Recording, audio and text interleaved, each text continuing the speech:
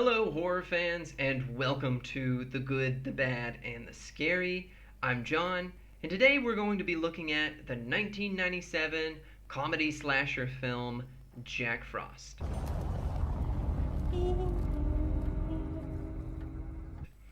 Now, Jack Frost is a story that follows a deranged serial killer who is conveniently named Jack Frost, who, while on his way to his execution, crashes into a truck and is accidentally turned into a vicious snowman.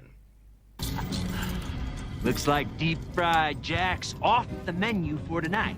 Well, this snowman then enacts his revenge on the small town of Snowmoton, which is conveniently the same exact place where he was originally caught for his crimes.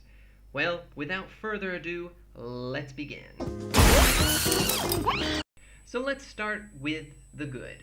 What's good about this film, I would say, is that it's a comedy slasher, not just a slasher. If this film were just a deranged snowman named Jack Frost killing a bunch of people, Blow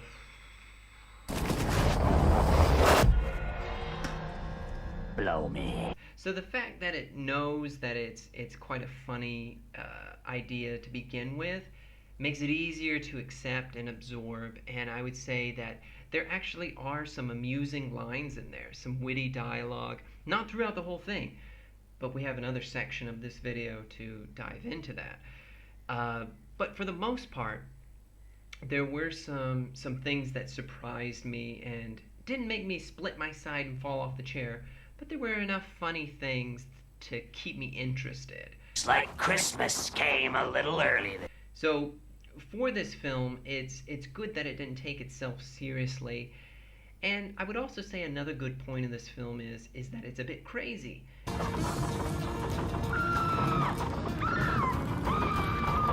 And that may sound a bit weird as a good point, but for the most part, it's a bad shit. The idea behind it and the whole film, the concept of this snowman killing people in this town is out there. But I think that's something that I appreciate about the film, in that it's not, number one, it doesn't try to take itself too seriously, but number two, that it does have such an interesting idea for a slasher. Now for the bad. And there are some bad things in this film. This is gonna hurt. So first off, I would say some of the set, it's clearly obvious that it is not in a snowy mountain town at the moment. The very beginning of the film, there's this huge blizzard, and we're watching the camera angle through the windshield, outside the windshield, and it looks like it's a huge flurry. It must cover the grounds with inches of snow.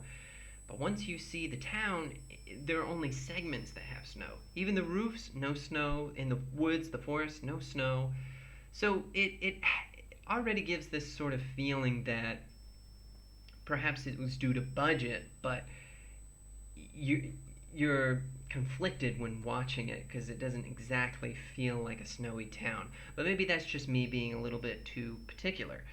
Another bad part is some of the actors are not good at all. I'm out here where I can see you, you Christ-loathing dog! Some of the actors really ham it up, and I would have to say it's maybe not all their fault. There's also ways or times when dialogue is given that doesn't really match what the characters should be feeling at the time. I didn't do it. One of their kids dies, and then the character is very nonchalant about the whole thing. They're not upset. They just, well, the kid got killed, da-da-da. And so there's, of course, a lot of these strings you can see throughout the film. And I would say another bad point, if I have to give one more, it would be that after a while, the comedy really starts to get old. Don't eat yellow snow. Near the end, maybe halfway there, it loses its focus, it feels like. So instead of being the slasher film or a comedy film, it's not sure what it is. And even though I said earlier that one of the good points was that it was a slasher comedy, it failed to create the balance. If it had started out comedic and sustained that the whole way, fair enough. But at some point, it just got a little too silly. Now for the scary, and there's not much that's really scary about this film. And I don't think it's meant to be that type of horror film. It's not going to keep you up at night. You're not going to be fretful if you ever see a snowman in your yard. But what is scary about the film is something that's connected to the film, or more specifically connected to one of the actors. The actor who plays Sheriff Sam Tiller, the main protagonist, is Christopher Alport, and the scary thing is that he was known as Sheriff Sam Tiller, the sort of main protagonist in this Jack Frost series, especially amongst cult circles who appreciated this film later on. But what's quite, I mean, it's coincidental, but it's scary, is that he died in real life in an avalanche. So, in the end, he was killed in a snow accident. Now, I mean, I don't think that that's funny, that he passed away in that manner.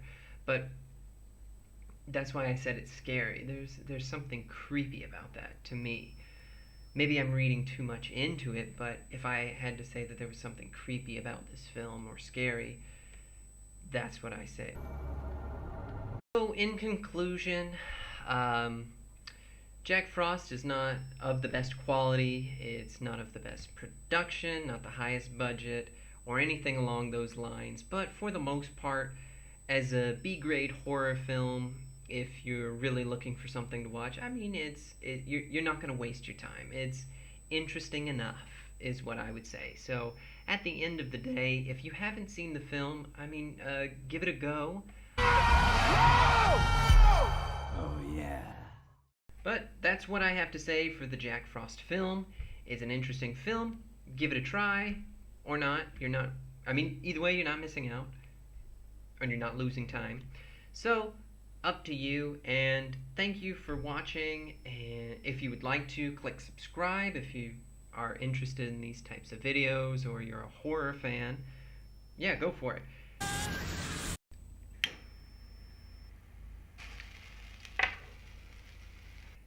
And this is a yay celebration because this will be my first review posted.